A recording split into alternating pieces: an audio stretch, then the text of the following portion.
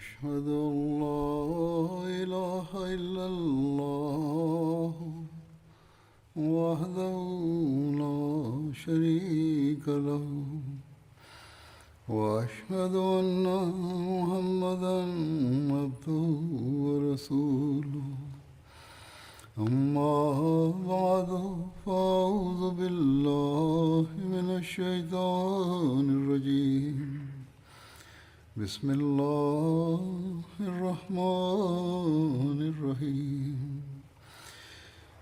الحمد لله رب العالمين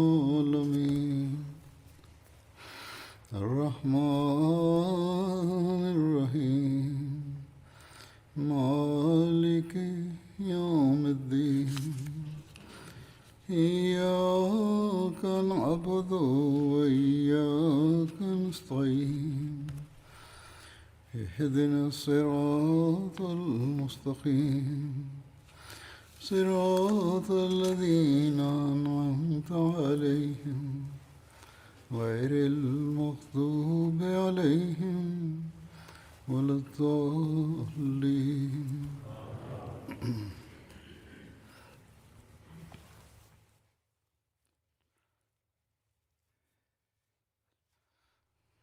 بکر صدیق رضی الله تعالی عنہ د زمانې د جنگونو ذکر روان وو. په دغه لړ کې د دمشق فتح چې په 14 هجری کال کې شوې وه د هغې باره کې به څه تفصیل بیانوم. دا آخري جنگ وو چې د حضرت ابوبکر صدیق رضی الله تعالی عنہ په زمانه کې شوی وو. د دمشق محل وقوع باره کې ذکر دی چې دا د پخوانی دمشق د شام دارالحکومت او تاریخي روایت لرونکي یو ښار وو. په سر کې دا د بت پرستۍ یو ډېر لوی مرکز و، خو چې کله عیسایت راغلو نو د دې بتکدې کلیسا جوړې کړې شوې او دا یو اهم تجارتي مرکز و. دلته عرب هم آباد وو او د مسلمانانو تجارتي قافلې هم دلته راتلې او په دغه وجه هغوی د دې باره کې معلومات هم لرل. دمشق یو قلعه‌نما او فصیل بند ښار وو. د حفاظت او د پایدارۍ په وجه د امتیازي حیثیت لرلو. د دې فصیل د لولیو کاڼو نه جوړ کړی شوی وو. د دې اوچتوالی 6 میټره وو او په دې کې انتهایی مضبوطه دروازې لګولې شوې وې. د فصیل پلنوالی 3 میټره وو او د دې دروازې به په مضبوطۍ بندېدې. د فصیل څلورو طرف ته یو جوړ خندق و چې پلنوالی 3 میټره وو او دا خندق به د سیند په اوبو همیشه ډک ساتلی کېده. دغه شان دمشق یو ډېر مضبوط او محفوظ حیثیت لرلو چې ورننوتل پکې آسان نه وو. کله چې حضرت ابوبکر د شام طرف ته مختلف لښکرونه روان کړي وو نو حضرت ابو عبیده د یو لښکر امیر مقرر کړی وو. هغوی ته د حمص ته د تلو حکم ورکړی وو. حمص دمشق سره جوغ د شام یو ډېر پخوانی مشهور او لوی ښار وو. د حضرت ابوبکر په وینا حضرت خالد بن ولید هم دمشق ته رسېدلی وو او د بل اسلامي لښکر سره هغوی د دې محاصره کړې وه. د دمشق خلک د قلعه په دیوال ختلي وو او په مسلمانانو باندې به کاڼي او غشي ورول او مسلمانانو به ځان د سرمنې په ډالونو بچ کولو او دوی به چې موقع بیا مونته نو مسلمانانو نو هغوی به هم غشي ویشته. دغه شان د 20 ورځې تېرې شوې خو څه نتیجه رونه وته او د دمشق خلک په قلعه کې محصوره وو نو سخت په تنګۍ کې وو او په قلعه کې رصد هم ختمېدونکی وو. دې نه علاوه د دمشق د خلکو چې کم پټي وو هغه هم د قلعه نه بهر وو نو ځکه د هغوی د کروندې کارونو ته زیان رسېدو او قلعه ته غلم نشو راتلی او د استعمال د څیزونو هم قلت وو. د محاصرې د توالت په وجه هغوی سخت په پریشانۍ او په مصیبت کې مبتلا شوي وو او دغه دوران چې د دمشق محاصرې ته 20 ورځې تېرې شوې نو مسلمانانو ته خبر میلاو شو چې هرکل بادشاه د اجنادین په مقام د رومیانو یو ډیر لوی لښکر راغونډ کړی دی. دا خبر چې څنګه واورو د حضرت خالد نو هغې د باب شرقي نه روان شو او باب جابیې ته ورسېده او حضرت ابو عبیده له راغله او هغې د صورتحال نه خبر کړو، خپله رایه وړاندې کړه چې موږ د دمشق محاصره به پرېږدو او اجنادین ته به ورشو او رومي لښکر سره به وګورو او که خدای پاک موږ له فتح راکړه نو بیا به واپس دلته راشو او د دمشق مسله به حل کړو. حضرت ابو عبیده ورته وویل چې زما رایه د دې په خلاف ده، ځکه چې تر 20 ورځو په کلا کې محصور پاتې کېدو په وجه د دمشق خلک اوس تنګ شوي دي او زموږ روب د هغې په زړونو کې پرېوتی دی. که موږ دې ځنه اوس لاړو نو دوی ته به آرام میلاو شي او هغوی به د خوراک څښاک څیزونه په کلا کې په لوی شمیر کې راجمع کړي او چې کله موږ د اجنادین نه واپس راشو نو دوی به بیا یوې اوږدې مودې پورې زموږ مقابله کولو بیا قابل شوي وي. حضرت خالد د حضرت ابو عبیده رای سره اتفاق وکړو او محاصره هغوی جاري وساتله او د دمشق د کلا په متفرقو دروازو د مسلمانانو ټول چې کوم سردارانو هغوی له حکم ورکړو چې کوم هغلته مقرر کړی شوي وو چې هغوی د خپل طرف نه په حملې کې شدت خپل کړي. د حضرت خالد د حکم په تعمیل کې د هر طرف نه اسلامي لښکر سختې حملې شروع کړي او دغه شان د دمشق محاصرې ته 21 ورځې تېرې شوې. حضرت خالد مسلمانان راپارول چې د حملې شدت دې زیات کړي او پخپله هغوی د باب شرقي نه سختې حملې جاري ساتلې وې.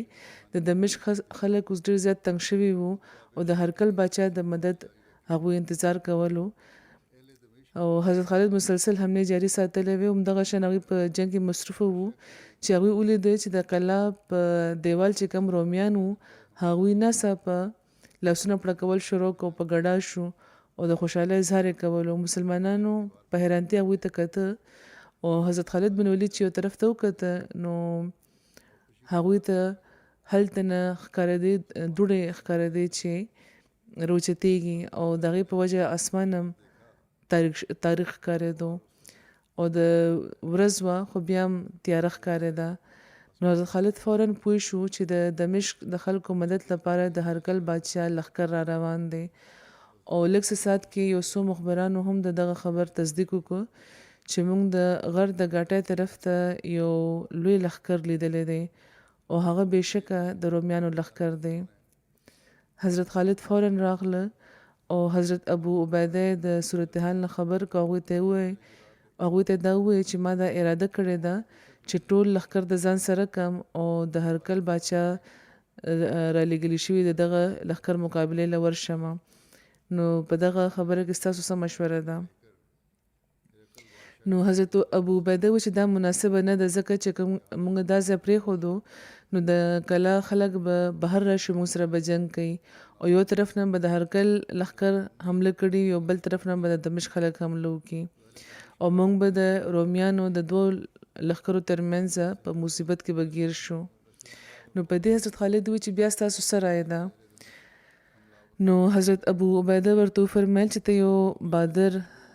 یو بادر تن انتخاب وکړه او هغه سره یو ډله د دشمن مقابلې لپاره روانه کا. نو حضرت خالد بن ولید حضرت زرار بن ازور د 500 سپاهیانو سره د رومي لښکر مقابلې لپاره روان کا او یو بل روایت کې د حضرت زرار د لښکر شمیر 5000 بیان شوی دی.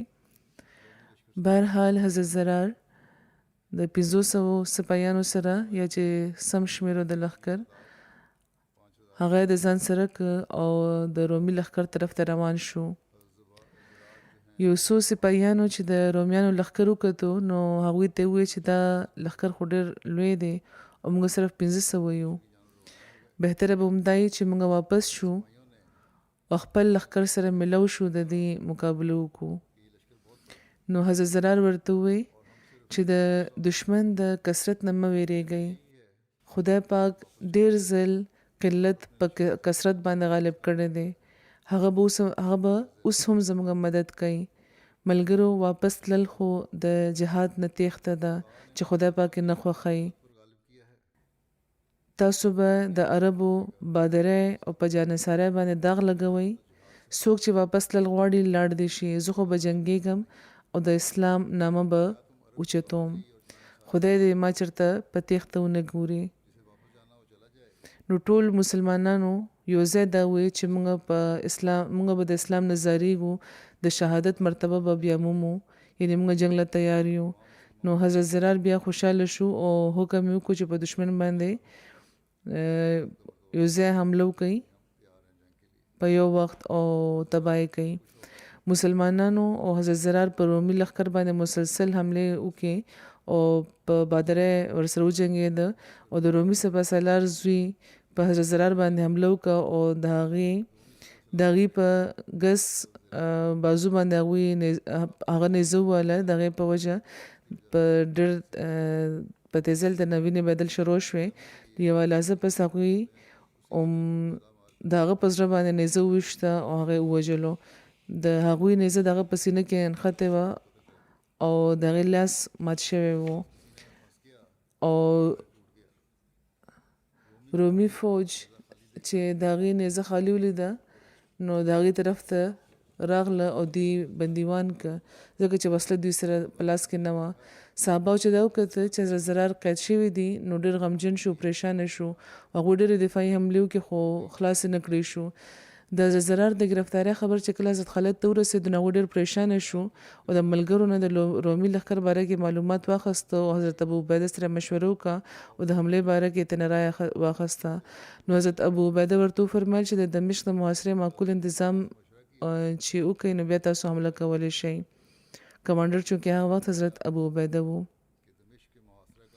حضرت خالد د محاصرې انتظام کولو نه پس خپلو ملګرو سره دشمن پسې ورغله او هغوی له دا هدایت ورکړو چې څنګه درته دشمن ښکاره شي نو ناڅاپه به پرې حمله وکړئ. که دغه خلکو زرار وجلي نه وي نو موږ به کیدای شي چې زرار راخلاص کړو او که دوی زرار شهید کړي وي نو بیا قسم په خدای موږ به دوی نه ښه پوره انتقام اخلو. خو زه دا امید لرم چې خدای پاک د زرار باره کې به موږ له صدمه نه راکوي. دغه دوران حضرت خالد یو زلمی ولیدو چې په سور اس باندې سور او په لاس کې یوه اوږده چمکداره نیزه وه او د وضع قطع نه هغه کې بادري او دانایي او جنګي مهارت نمایانه و او د زرې د پاسه هغه لباس اغوستی و، پوره بدن و مخې پټ و او د فوج مخې ته و. حضرت خالد دا تمنا وکړه چې کاشکې ماته دا معلومه شي چې دا شهسوار څوک دی، والله دا خو ډېر بادر ښکاري معلومیږي. او ټول خلک هغه پسې روان وو او د اسلام لښکر چې کله کافرانو ته جوخت ورسېدو نو خلکو دا شهسوار ولیدو چې په رومیانو باندې داسې حمله کوي لکه څنګه چې یو باز په مرغو باندې ورځي. او د ده یوه حمله وه چې د دشمن په لښکر کې یو شور جوړ کو، د مقتولینو ډېر هلته ولګولو او هغه ورمخکې کېدو د دشمن د لښکر ترمنځ ورسېدو. هغه چونکې خپل ژوند په هلاکت کې اچولی و نو ځکه هغه واپس شو او د کافرانو لښکر هغې څیرلو او دننه ورننوتو او څوک چې به ور له مخې ته راغلو نو هغه به ریزه کو. د ځینو خلکو دا خیال چې دا حضرت خالد کیدی شي. نو رافع په حیرانتیا د خالد نه تپوس وکړو چې دا تن څوک دی. نو حضرت خالد ورته وفرمیل چې ما ته معلومه نه ده او زه په خپله حیران یم چې دا څوک دی. حضرت خالد د لښکر مخې ته ولاړ و چې همهغه ځوان بیا د رومیانو لښکر نه راووتو او د رومیانو یو سپایي هم د هغې مقابلې له نه راتلو او د یوازې د ډېرو کسانو مقابله کول او د رومیانو ترمنځ د جنګېدو. دغه دوران حضرت خالد حمله وکړه او دا د کافران د نه چاپېر و هغې نه دا راخلاص کو او دا تن د اسلام لښکر ته راورسېدو. حضرت خالد ورته ووایي چې تا خپله غوسه د خدای پاک په دشمنانو ویستې ده، ته ووایه چې ته څوک یې. نو هغه هېڅ هم ونه ویل او بیا جنګ لپاره تیار شو. نو حضرت خالد ورته وفرمیل چې د خدای بنده ته زه او ټول مسلمانان ناکلاره کړي یو، ته دومره بې پروا ولې، آخر ته څوک یې. نو د حضرت خالد په اصرار هغه جواب ورکړ چې ما د نافرمانۍ په وجه اعراض نه دی کړی، دا نه چې زه نافرمانه یم ځکه تعالی جواب نه درکوم، بلکې زه شرمېږم ځکه چې زه سړی نه یم بلکې یوه ښځه یم. حضور فرمایي چې ښځو به هم داسې د بادرۍ نمونې ښودلې. هغې وی چې زما د زړه درد زه په میدان کې د زړه د درد په وجه زه په میدان کې راګوزر شوی یم. نو خالد ترې تپوس کو چې کومه ښځه؟ نو هغې ورته وفرمیل چې د زرار خور خوله بنت ازور د رور د ګرفتارۍ نه چې خبر شوم نو ما هم هغه څه وکړه چې څه چې تاسو ولیده. نو حضرت خالد چې دا واورېد نو ورته ویل چې موږ ټولو ته په اتفاق حمله کول پکار ده او خدای نه موږ امید لرو چې هغه به زرار د قید نه راخلاص کړي. حضرت خالد وی چې زه به هم په حمله کې ورمخکې کېږم. بیا حضرت خالد ښه پوره حمله وکړه او د رومیان وروستو شو او د دغې لښکر خور شو. حضرت رافع د شجاعت جوهر وښودل او مسلمانان یو ځل بیا ښه پوره حملې لپاره تیار شوي وو چې ناڅاپه د کافرانو د لښکر نه یو څو سپاهیان په تیزۍ راغله او امان یې غوښتو. حضرت خالد ورته وفرمیل چې دې له امان ورکړئ او دی وفرمیل چې ما له راشئ. بیا حضرت خالد هغې ته تپوس کړو چې تاسو څوک یې؟ نو هغوی چې موږ د روم د فوج خلک یو د حمص اوسېدونکي یو او صلح غواړو. نو حضرت خالد ورته وفرمیل چې صلح خو به په چې حمص ته ورسول ته به کېږي، دلته د وخت نه مخکې موږ صلح نشو کولی، خو تاسو ته امان دی او چې کله خدای پاک فیصله وکړي موږ چې غالب شو نو بیا به ملته په دې خبره کېږي. خو موږ ته دا وایي چې زموږ یو بادر و چې چا ستاسو سردار الک زوی وجلی و، د هغې باره کې تاسو خبر یې که نه؟ نو هغوی ورته وایي چې شاید تاسو د هغه چا باره کې پوښتنه کوئ چې بدن نه بربنډ و او هغه زموږ ډېر خلک یې وجلي وو او د سردار زوی یې وجلی و. نو خالد ورته وفرمیل چې او همهغه. نو هغوی وایي چې کوم وخت چې هغه بندیوان شو او وردان ته راورسېدو نو وردان هغه د 100 سپاهیانو سره د حمص طرف ته روان کو چې باچا ته هغه ورسولی شي. حضرت خالد چې دا واورېد نو ډېر خوشحاله شو او حضرت رافع راوغوښت ورته وفرمیل چې ته د لارو نه ښه خبر یې، نو د خپلې د مرزۍ ځوانان د ځان سره کا او حمص ته د هغې د رسېدو نه مخکې حضرت زرار راخلاص کا او خپل د رب مخې ته اجر بیامومه. حضرت رافع 100 ځوانان منتخب که او لا روانېده چې حضرت خواله د هغې مینت وکړو او حضرت خالد نه د تلو اجازت واخیستو او دا ټول خلک د حضرت رافع په سرکردګۍ کې د حضرت زرار د رهایۍ لپاره حمص ته روان شو. حضرت رافع په تیزۍ روان و او یو ځای ته چې ورسېده نو هغې خپلو ملګرو ته وویل چې خوشحاله شئ، دشمن له مخکې نه دی تللی او خپله یوه دسته ویل ته پټه که او په دغه حل کې و هغوی چې دوی دوړې ولیدې. نو حضرت رافع مسلمانانو ته حکم ورکړو چې خبردار اوسئ. مسلمانان تیار ناست وو هلته چې رومیان راورسېده او حضرت زرار د هغې په قید کې وو او درد نه ډکې لهجې کې هغوی شعرونه وې چې یم مخبره زما کام او خوله ته دا خبر ورسوه چې زه بندیوان یم او تړلی شوی یم. د شام کافران او بېدینه زما ګیر چاپېره راغونډ دي او ټولو زره اغوستې ده. یا زړګیه ته د غم او د حسرت د لاسه مړ شه او یا د جوام مرده اوښکو زما په اننګو وبهیږئ. هغوی دا شعرونه وی چې مطلب یې دا و. نو خوله ورته په زور اواز وکړو چې ستا دعا قبوله شوه، د خدای پاک مدد راغلو، زه ستا خور خوله یم. او د هغې وی او په زور تکبیر وی او حمله وکړه او نورو مسلمانانو هم تکبیر وی او حمله وکړه او مسلمانانو په دغه دسته باندې کابو بیا موندو، هغه ټول یې ووژل. حضرت زرار له خدای پاک رهایي ورکړه او د غنیمت مال مسلمانانو ته میلاو شو. حضرت خالد په خپلو لاسونو د رور چې کوم پړي و هغه پرانیسته او سلام یې ورته وکړه. حضرت زرار خپل خور له شاباشۍ ورکړو او هرکلی ورته وویل.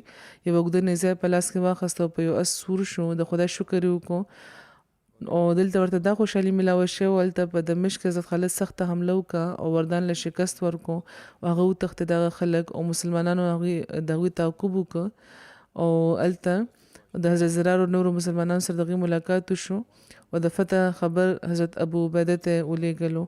اوس مسلمانانو ته دا یقین شو چې دمشق فتح کېدونکی دی.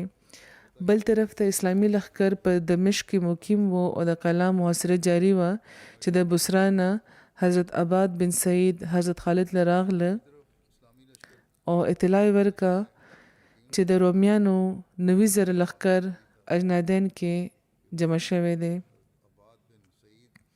حضرت خالد حضرت ابو عبیده سره مشوره وکړه نو هغوی وویل چې زموږ لښکر په شام کې په مختلفو مقاماتو کې منتشر دی نو دوی ټولو ته خط ولیکه چې اجنادین ته د راشي موږ سره د ملو شي او اوس به موږ هم د دمشق د کلام محاصره پرېږدو او د اجنادین طرف ته به ورشو. هرکل ته د وردان د شکست خبر ملاو شوی و او د هغه د زوی د وجل کېدو مفصل حال هم ورته معلومه شوی و نو هغه ته ښه غوسه کړی و لیکلي ورته چې زه خبر شوی یم چې بربنډ لغړ چې کوم عربیان دي هغوی ته له شکست درکو او ستا زوی وجلی دی نه مسیح په هغه باندې رحم وکړو نه په هغه باندې مسیح رحم وکړو نه پتا که ستا د بادرۍ او د شمشیر زنۍ چرچه نه وي نو ما به ته وجلی وي خو چې څه وشو نو وشو ما د اجنادین طرف ته 90,000 فوج روان کړی دی او تا زه د هغې سردار مقرروم. حضرت خالد د دمشق محاصره ختمه کا او د اجنادین طرف ته د لښکر ته د روانېدو حکم ورکو او مسلمانانو ته چې څنګه حکم ملاو شو نو هغوی فوراً خپلې خیمې وسپړلې او باقي ټول مال اسباب په اوښانو بار کول شروع کړ او د غنیمت مال په اوښانو د مال و اسباب اوښان او ښځو او ماشومانو سره د لښکر شاته رستو طرف ته هغوی ساتلي وو او باقي سپاهیان د لښکر مخې ته وو. حضرت خالد بن ولید وی چې زما رای دا ده چې زه د ښځو ماشومانو د قافلې سره لښکر رستو یم د لښکر نه رستو او حضرت ابو عبیده ته وی چې تاسو د لښکر نه مخکې اوسئ نو حضرت ابو عبیده ورته وفرمیل چې ممکن نه ده چې وردان خپل لښکر سره اجنادین نه د دمشق طرف ته روان شي او هغې سره هغې ته موږ مخ شو نو که ته د لښکر مخې ته نو ته به هغه ودرولی شي او مقابله به ورسره وکړې نو ته مخکې اوسه او زه به وروسته یم. حضرت خالد ورته وویل چې ستاسو رای مناسبه ده زه ستاسو د رای او د تجویز خلاف به نه ځم او اسلامي لښکر د دمشق محاصره پرېښوده او روان شو نو لښکر چې د دمشق خلکو چې وکتل چې لښکر روان نو هغوی د خوشحالۍ نه ټوپونه وهل شروع کړو لاسونه پړه کولو د خپل د خوشحالۍ اظهار کولو. د اسلامي لښکر د کوچ باره کې د هغې د تلو باره کې د دمشق خلکو مختلف آرا ښکاره کړي چا وی چې د اجنادین ښکاره کولې چا وی چې اجنادین کې زموږ د عظیم لښکر د راغونډېدو خبر چې مسلمانانو واورېدو نو هغوی په شام کې خپل د نور لښکرو د راغونډولو لپاره تللی دي.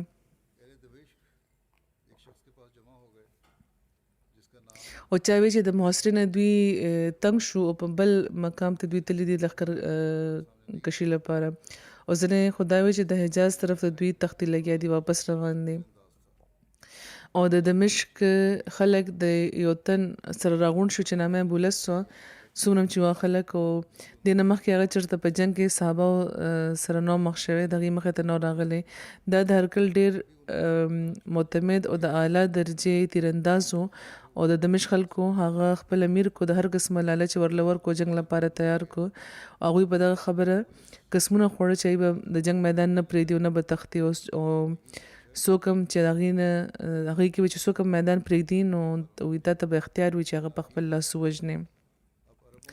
دا عهد پیمان چې کله مکمل شو بولس کور ته ورغلو او زری اغوستن او ښځې ورته تپوس کړو چې ته چېرته روان یې نو هغې ویل چې د دمشق خلکو زه خپل امیر کړمه او عربو سره جنګ له روان یم نو ښځې ورته داسې ونه کې په کور کې ناست اوسه ته طاقت نه لرې عربو سره د جنګ هغې سره خامخا مه جنګېږه ما نن خوب کې دا لیدلي چې ستا په لاس کې کمان دی او په هوا کې ته د مرغو ښکار کولی یې او ځینې مرغۍ زخمی شوې او پرېوتې او خو بیا هغوی الوتې او زه حیران وم چې ناڅاپه ما په خوب کې ولیده چې یو کاب دی چې د بره نه راغله او یو نه دی ډېر دي او پتا او په سب ملګرو هغه داسې حمله وکړه چې هر څه تباہ او برباد کړ. نو بولس ورته وویل چې تا زه هم په خوب کې لیدلې یم. نو هغې وایي عقاب په تا باندې دومره په زوره ټونګه والې وه چې ته بې هوشه شوې وې.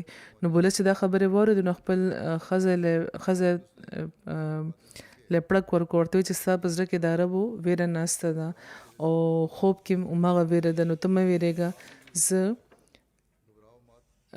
د هغې امیر به ستا خادم او د هغې ملګري به ستا د هغې ملګري به د چیلو او د سورانو سرولو لپاره ساتم. او بولس ډېر په تیزۍ د 6,000 سپاهیانو سره او 10,000 پیاده لښکر سره د مسلمانانو پسې د هغې مقابلې لپاره راووته. او اسلامي فوج ښځو او ماشومانو او د مال او د څاروو او د ابو عبیده د 1,000 لښکر تعقب هغه وکړ.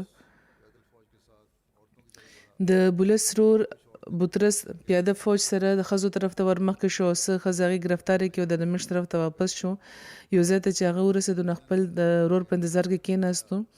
حضرت ابو عبیده چې دا ناګاني مصیبت وکتو نو ویې فرمیل چې د خالد رای صحیح وه چې هغه به د لښکر شاته وي او هلته بل طرف ته ښځو ماشومانو چغې والې او 1,000 مسلمانانو په بادرۍ مقابله کړې وه. بولس حضرت ابو عبیده باندې بار بار حمله وکړه او هغوی ورباندې شدیده حمله وکړه او حضرت سهیل په یو تیز رفتاره اس باندې سور شو. حضرت خالد ته ورسېده، هغې ته ټوله کیسه تېره کړه.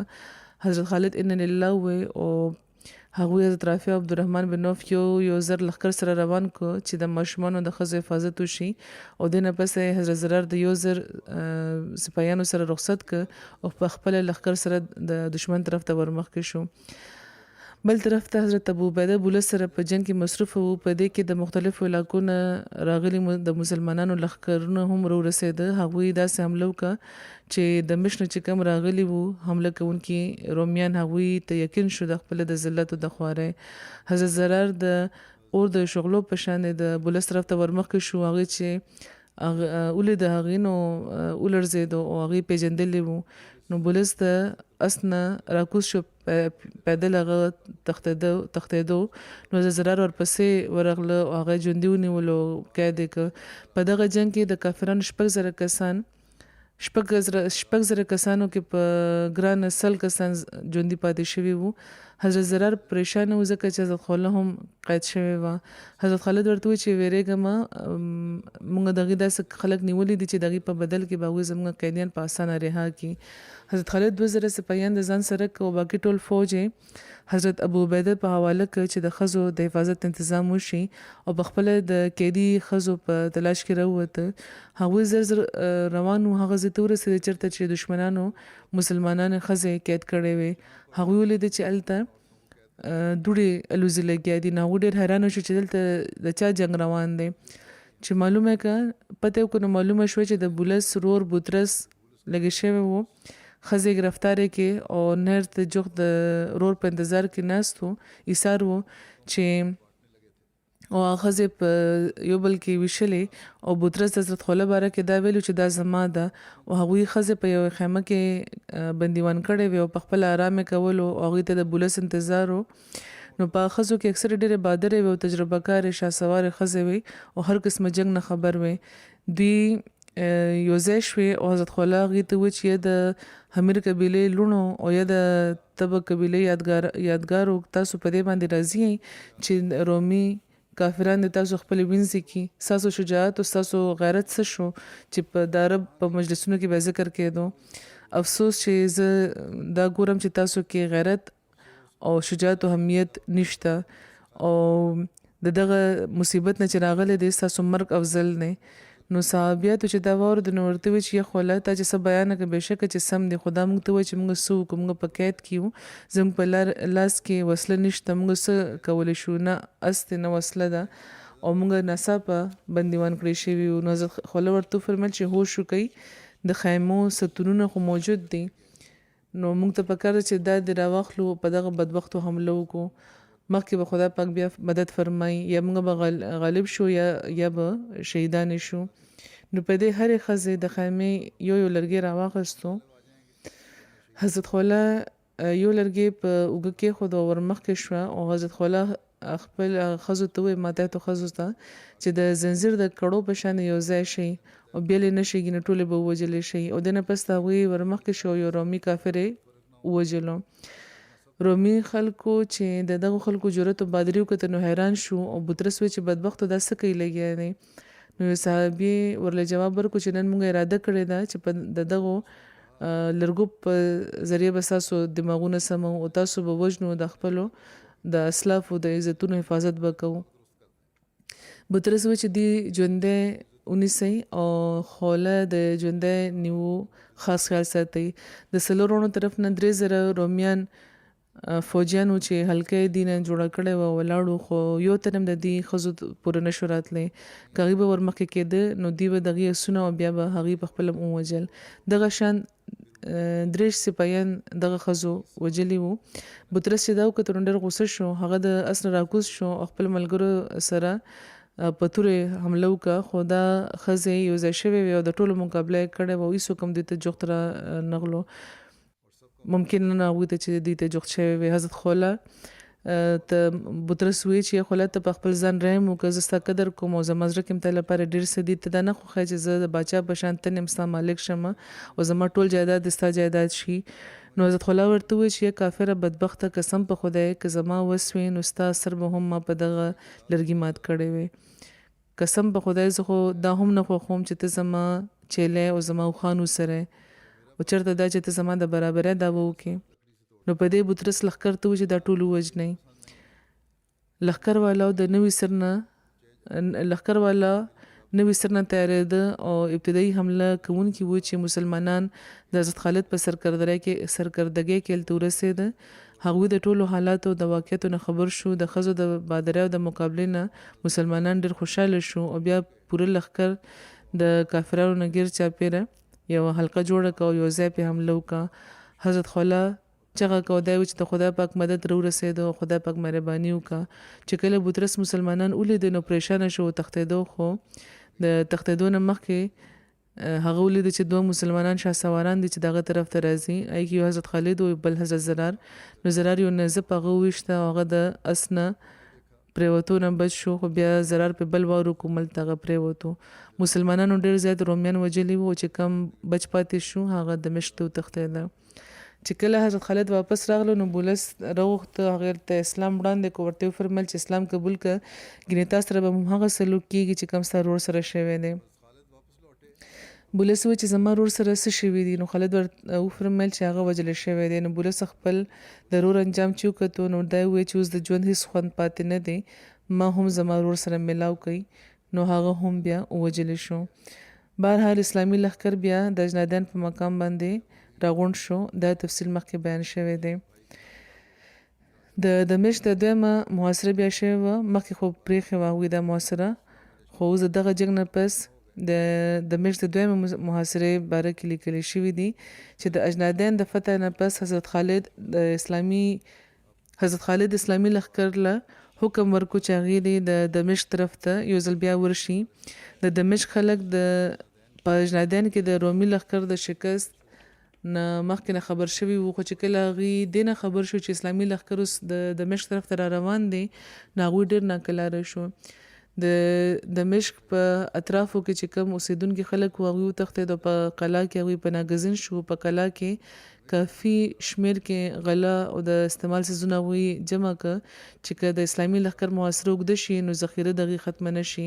دې نه علاوه وسله او د جنګ سامان هم هغوی راغونډ کړه او د قلعه دیوالونو باندې هغوی منجنیق کاڼي ډالونه غشي کمانونه ټول سامان ورسولو چې د قلعه دیوال نه د محاصره کوونکي باندې حمله بیا کېدی شي.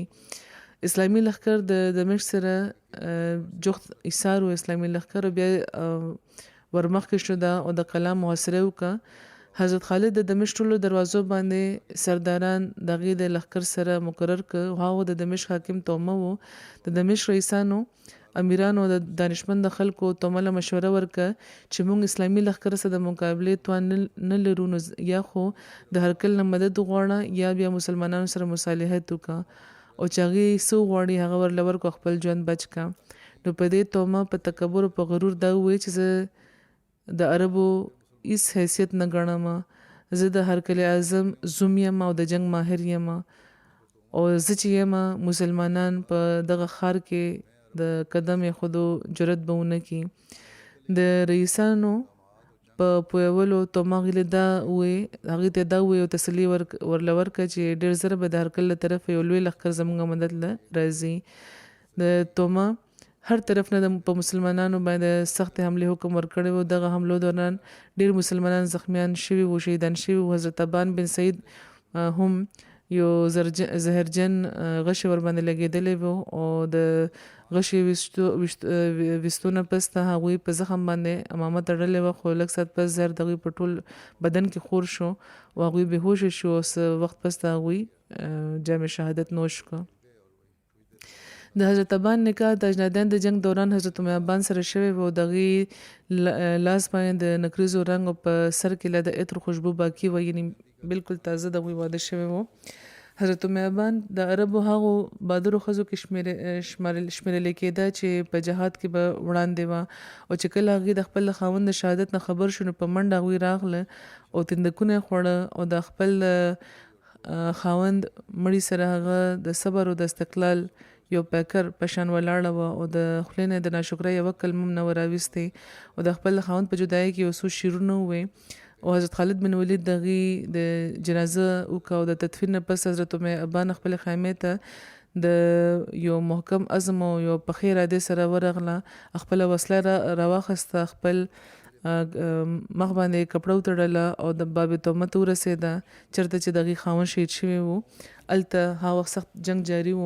نو حضرت ابان هغه مسلمانانو سره شامل شو، سخت جنګېده او په خپلو غشو ډېر رومیان زخمي که او ویې وجل. او آخر د جنگ دوران هغې چې موقع بیا مونته نو د تومه چې کوم محافظ و د هغې نشانه واخیسته، د هغه په لاس کې صلیب اعظم و.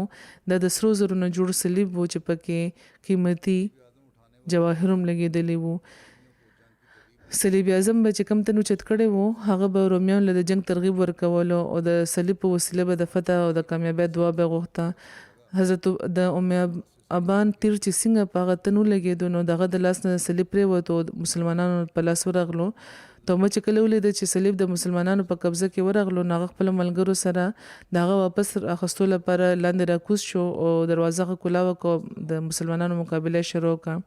دغه دوران د کلا نه د پاسه نه رومیانو هم سختې حملې شروع کړې. دغه دوران حضرت ابان چې موقع بیا مونته نو د تومه د سترګې نشانه واخیسته او غشې پرې وویشتو او د هغه سترګه د همیشه لپاره ړنده کړه او د هغه سترګې همیشه لپاره ړنده کړه.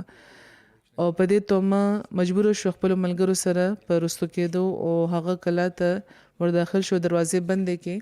د تومه دا حال چې د دمشق خلکو ولید نو ورته ویې چې موږ توان نه لرو دغه عربو سره د مقابلې، نو ځکه عربو سره د مصالحت څه صورت خپلول پکار دی. نو په دې تومه غوسه شو او ملګرو ته ویې چې د خپل د سترګې په بدل کې به زه د دوی 1000 سترګې خرابوم. او د دمشق خلک انتظار کولو چې د حمص نه به 100,000 فوج راځي د هغې مدد له. خو د اسلامي فوج دا تدبیر و چې د فوج یوه دسته د دمشق په لاره مقرر کړې وه او دغه شان حمص نه چې راتلونکي فوج هغې عمل ته ودرولو.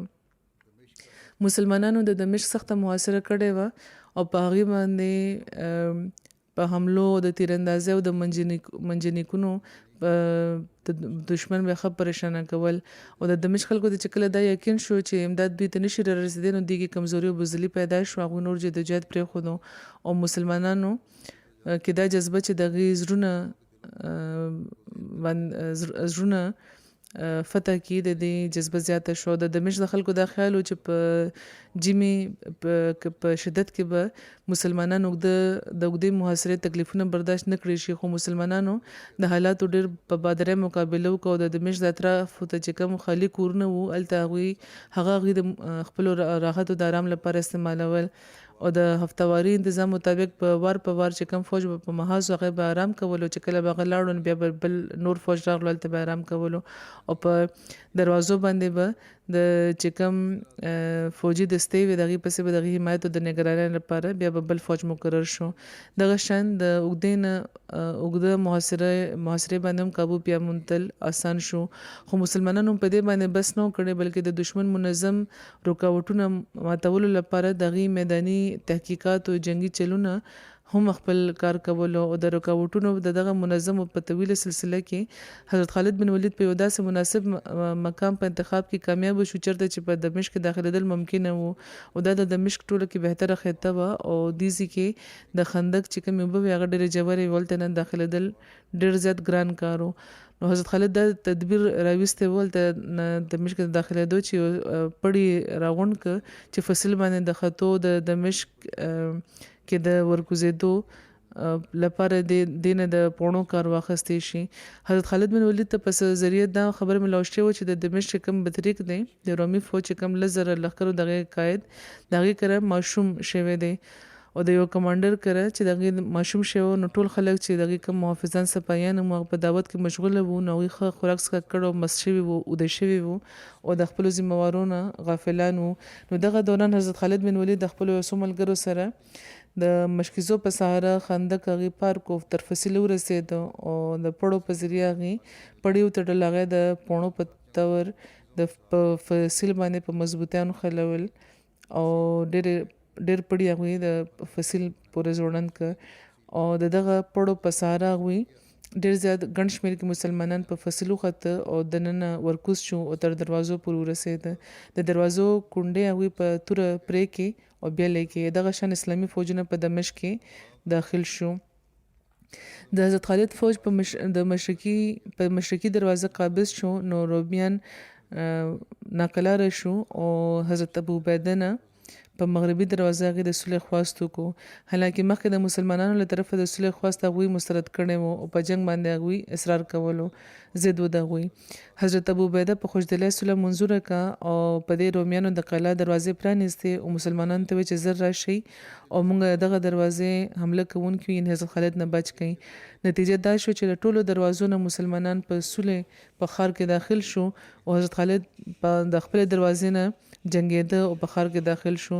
حضرت خالد او باقی څلور واړه اسلامي امیران د ښار په منځ کې یو بل سره ملو شو او حضرت خالد بن ولید د دمشق څه برخه په جنگ فتح کړې وه خو چونکې حضرت ابو عبیده صلح منظوره کړې وه نو ځکه مفتوحه علاقې کې د صلح شرطونه ومنلی شو. دلته دا د واضح شي چې د دمشق فتح ځینې مورخین دا ګڼي چې د حضرت عمر د خلافت په دور کې شوې وه. خو د دمشق دا معرکه د حضرت ابوبکر صدیق رضی الله تعالی عنہ د خلافت په دور کې شروع شوې وه خو د دې د فتح خبر چې کله لېږلی شوی وو مدینې ته نو هغه وخت حضرت ابوبکر وفات شوی وو. نو دا د حضرت ابوبکر د زمانې آخري جنگ وو. آینده انشاءالله د حضرت ابوبکر د ژوند چې کوم باقي اړخونه دي هغه به بیانېږي.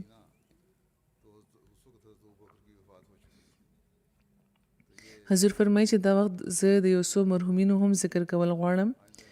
لومبی دی مکرم عمر ابو ارکوب صاحب چې د فلسطین صدر جماعت د جنوبي فلسطین دا په 15 اگست د 80 کالو په عمر کې وفات شوی دی. ان لله و انا الیه راجعون. عمر ابو ارکوب صاحب په کال 2010 کې د MTA العربیه په ذریعه جماعت سره تعارف ترلاسه کړی وو. دې باره کې هغوی وی چې کله ما د ټولو نه مخکې MTA وکتو نو دا راته محسوسه شوه چې بېشکه دا خلک نیکان او صالحان دي. زه یو طرف ته عالم اسلام قتل او غارت ډاکا غلا او د باهمي منافرت په حل کې ګورم او بل طرف ته جماعت احمدیه ګورم چې د صله رحمۍ تعلیم ورکوي تهجد کولو او د قرآن د تلاوت تلقین کوي چې دې نه زه ډېر زیات متاثره شوم. ما دا وی چې همدا ریښتونی جماعت دی چې موږ باندې واجبه ده چې د دې پیروي وکړو. بیا وایي چې د استخاره نه پس ماته یقین شو چې ما خوب لیدلی و چې همدا ریښتونی جماعت دی. نو وایي چې ما دا لوز وکړو چې زه به تر وفاته تر مرګه به دغه جماعت سره تړلې پاتې کېږم. په هر ګران وخت کې مرحوم ډېر ثابت قدم به پاتې کېده. مرحوم به دا وی چې تر څو چې زه ژوندی یم نو زه به په خپل لوز باندې ټینګ ولاړ یم. د دې د بیعت نه پسته د دې اهلیې په خوب کې دا لیدلی وو چې یو څو احمدیان خلک دي هغې مکرم عمر صاحب ځان سره کور ته په یو کمرې ته بوتلی دي، هغې لمبولې دي او د هغې سینه کولاوه کړې ده او صفا کړې ده او ما ته وې چې ګوره مونږ دې په بهترین حالت کې واپس راوسته. خلافت سره بې انتها دې مینه کوونکي و، ډېرې دعاګانې به دوی کولې. د جومات سره د اخلاص تعلق دوی لرلو. خپل د کور یوه برخه چې کوم لاندینی منزل و هغه د جومات لپاره وقف کړی و. د جماعت احمدیه جنوبي فلسطین د خدای بخلي په کور کې به د جمعې او د اختر مونځونو او د اجلاسونو لپاره به دوی راغونډېده او د دوی زوی وی چې د مرحوم د وصیت دی چې دا برخه به د جومات لپاره وقف وي. د دې مخالفینو به د دې د بیمارۍ په ورځو کې به دوی ته دا وی چې د جومات نه توبه وکړه نو د بیماري به د ختمه شي. خو دې نه باوجود به مرحوم هغې سره تبلیغي مباحثه کوله او یو تن چې ډېر زیات به مخکې و مخالفت کې نو هغه سره مباحثه کړې او داسې لاجوابه کړی و چې بیا هغه ته هیڅ جواب نه ملاوېدو. د بیمارۍ د شدت په وجه چې کله بیمارۍ ورځې د دې تېرېدې نو په بله ورځ دی ICU ته منتقل شوی و. نو د مباحثې دوران د مرحوم زوی هغه مولا ته وی چا چې ډېر زیات باز کولو دې سره چې زمونږ پلار پرېږده دا صاحب تجربه دي ته په دی باندې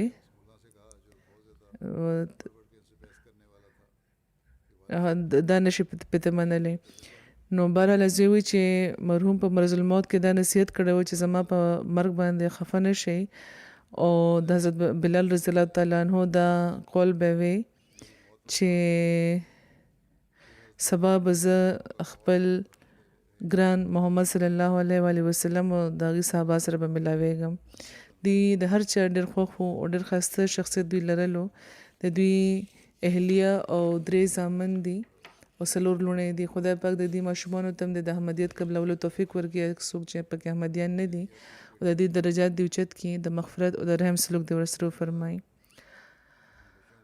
بل ذکر دی د مکرم شیخ ناصر احمد صاحب د میټي ترپارکر چې په 13 ورځو کې د 93 کال عمر کې وفات شوي دي. ان لله و انا الیه راجعون.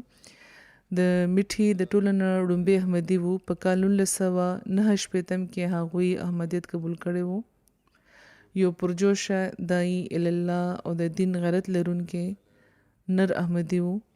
15 وخته د مونځ پابندي، میلمستیا، خلافت سره ډېر زیات عشق، د دې نمایان اوصاف وو.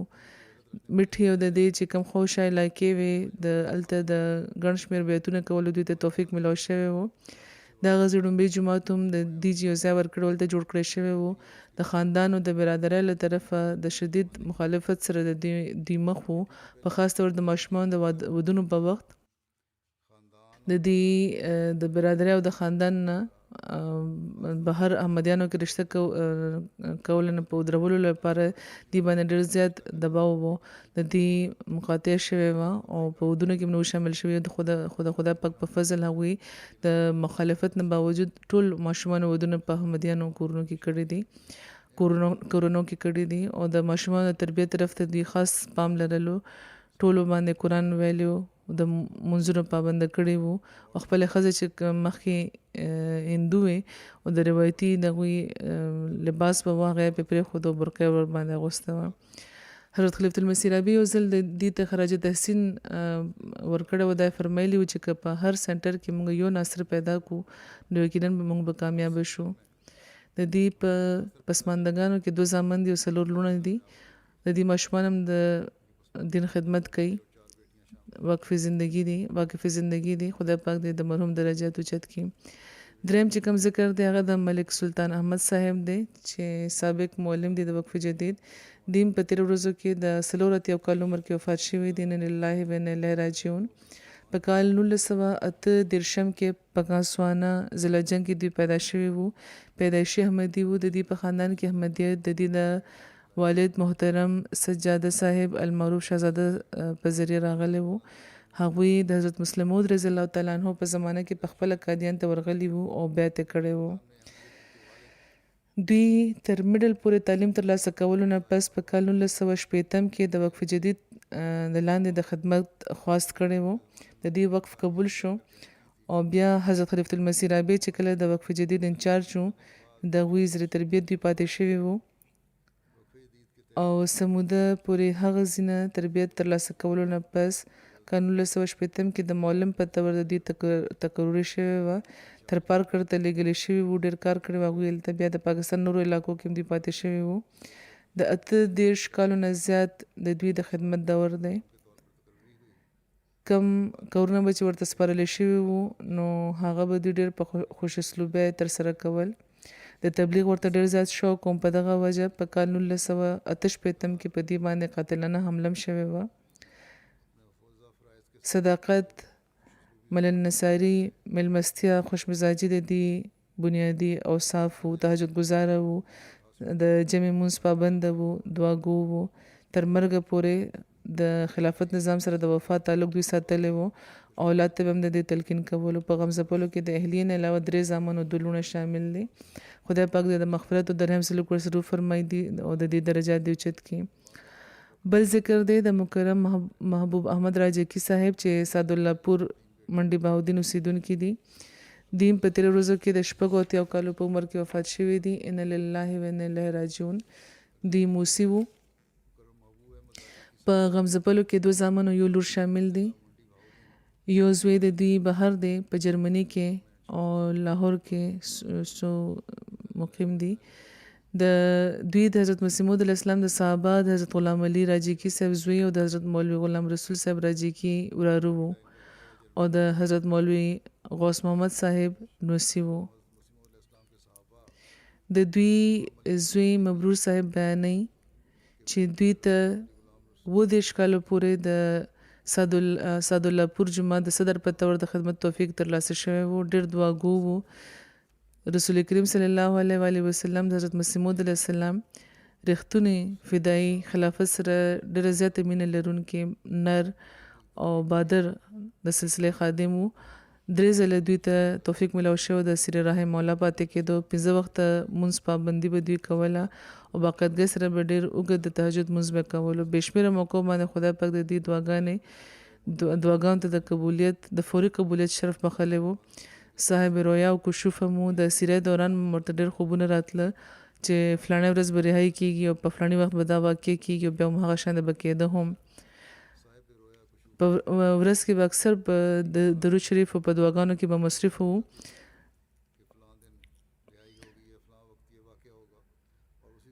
بلکې یو ورځ یو تن دا لیکلی و چې یو ورځ دوی د سهار مونځ لپاره راغله نو دوی ورته لاسو لګولو نو دوی ته ډېره تیزه تبه وه. خو دې نه باوجود جومات ته راغلي وو سره د جمع مونځ کولو لپاره او MTA سره تعلق او د خلافت سره د مینې د هغوی دا حل و چې اورېده به اوچت پوهېده به نه خو بیا به هم چې د خطبې دوران د TV مخې ته به ناست وو او ضرور د اورېدو کوشش به یې کولو. د دې د وفات نه پس د خوشه چې کوم کلي وو نو ډېر غیر احمدیان هم هلته نه راغلي وو. دوی به مخکې هم راتله او ډېر اعتقاد هم هغوی لرلو. دین باندې به دعاګانې هم کولې او وفات نه پس ته راغلي وو افسوس لپاره او دعاګانې به ورباندې کولې. د هغوی دا وی چې که دوی احمدي نه وي نو په سوونو په زرګاو په شمېر کې به د دوی مریدان وي او د دوی د دعاګانو د قبولیت واقعات ډېرو غیر احمدیانو هم بیان کړي وو او مثالونه ورکول. خدای پاک د دې سره د مغفرت او د رحم سلوک وفرمایي. درجات دې ورته اوچت کړي. د دې اولاد ته دې هم د دې د نیکۍ جاري ساتلو توفیق ورکړي.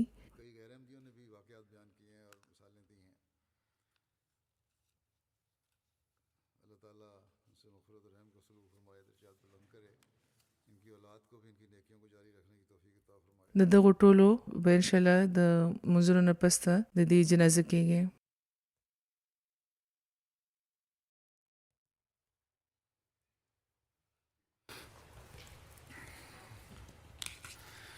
ये सब जो नमाज इंशाल्लाह नमाज़ों के बाद इनके नमाज जनाज़ा अदा की जाएगी।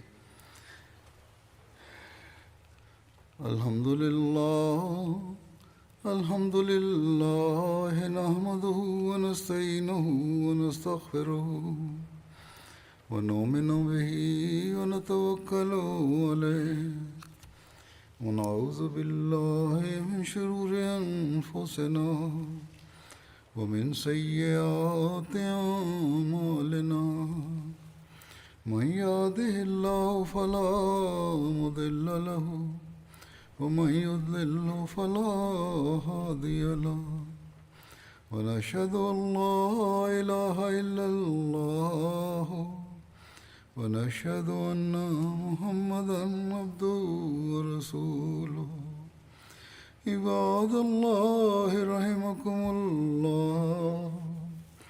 इन्नल्लाह यामुरु बिल अदलि वल इहसानि व ईताइ ज़िल क़ुर्बा व यन्हा अनिल फ़हशाइ वल मुनकरि वल बग़य यइज़ुकुम लअल्लकुम तज़क्करून उज़्कुरुल्लाह यज़्कुरुकुम वदऊहु यस्तजिब लकुम वलज़िक्रुल्लाहि